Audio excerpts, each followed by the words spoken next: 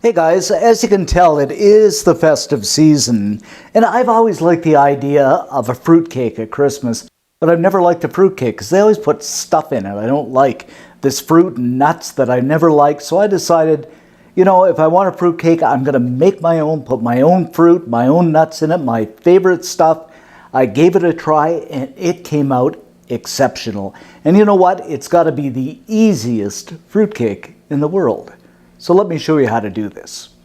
Okay, let's start with our favorite fruit and nut mixture, and this is a combination of fruit and nuts that I've chosen, like mangoes, cranberries, walnuts. Just absolutely incredible. I just went down to the bulk barn, or you can pick it up in your local grocery store. And that's the beauty of this recipe. You can choose your own favorite fruit and nuts. That's what really turned me off of a fruit cake, is some recipe told me I had to put this and that in, stuff I didn't even like. But it's your call this time. Okay, let's add these tasty little devils to a saucepan. Sorry about the clunk there. Followed by 2 cups of water. And believe it or not, 2 orange Pico tea bags. Now I'm using tea bags, so you can use orange Pico, or you can use Earl Grey, or the tea of your choice. So we'll just set this on to the stove. And we'll bring this to a good boil. And that's the other great thing. You don't have to use tea. I love the tea mixture. But you could use brandy or your favorite alcohol. Leave it sit and soak for a while. I mean, even a few days if you like. And it just comes out so tasteful and so moist and beautiful. Now we got a good boil happening here. I'm going to give this a stir around. Just get that tea steeped in there a little bit. Let's do it gently so you don't break the bags. You can use a tea ball too if you want. But this smells really good, guys. Oh my goodness. So I'm just going to kill the heat and let it soak for 5 or 10 minutes because I'm in a hurry. I mean, you can leave it soak a lot longer. Now we've soaked for a few minutes. I'm going to give this a drain. And of course, pull those tea bags out. You don't want them in there. Yoink. And I'm going to reserve the liquid because I am going to use it.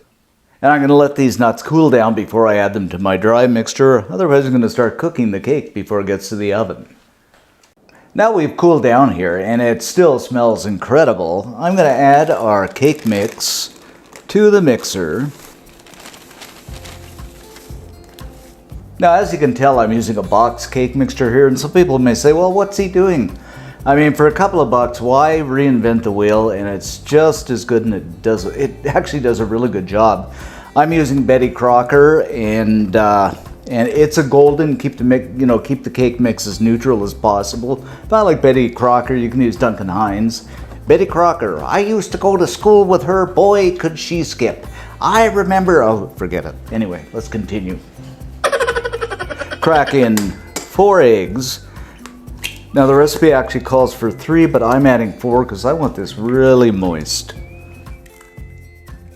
3/4 cup of oil. Now the recipe calls for half, but I'm adding a little bit more because I want it moist. 1/2 cup of milk, and this is just 2%. And 1/2 cup of that mixed fruit and tea. And we're just going to go ahead and mix this up. Now I'm using a stand mixer here, but you can use, a hand mixer or a whisk, whatever you have on hand. And this doesn't take that long to mix, maybe a minute or 2 at the most. And you can see there's no flour residue in here, so we are good to go.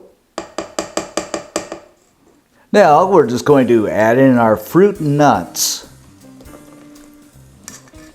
Now a little trick here is to take an additional cup of dried fruit and nuts and simply add it to a mixing bowl along with a tablespoon of flour and just kind of mix this up. And that way all the fruit and nuts don't float to the bottom of the mixture and you end up with one place in the cake. It just kind of distributes evenly. All right, we'll just go ahead and add this to the mixture. Then we shall just fold this together. Oh. Yummers, yummers, yummers. All right, let's add this to our loaf pan here. Now, I'm using a loaf pan. You can use a cake pan too if you wish. And I'm going to fill this about 3/4 full because we're going to get a bit of a rise here. Give it a little tap. Tappity tap tap. And I've lined this with some parchment paper too, just so it doesn't stick. Now we are going into a 350 degree Fahrenheit, 180 Celsius, preheated oven for about 40 minutes. After 40 minutes, my friends, we are done. So let's do the old toothpick test. And it comes out clean, so that means our cake is done. So I'm just going to let this cool down a little bit. Now we are cooled off, I'm just going to lift this out. And I can tell, guys, it's going to be moist because of just the density, the weight of it. And it smells incredible. And that's the great thing about the parchment paper, it just lifts right out. Okay, let's cut into this, guys, and see what we have. Oh, just look at this and I can just feel it. It's moist. Oh, absolutely gorgeous. And there you have it, guys. This has to be the world's easiest fruitcake. Simply stunning.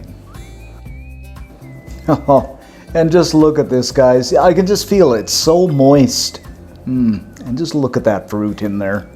And those nuts. Wow.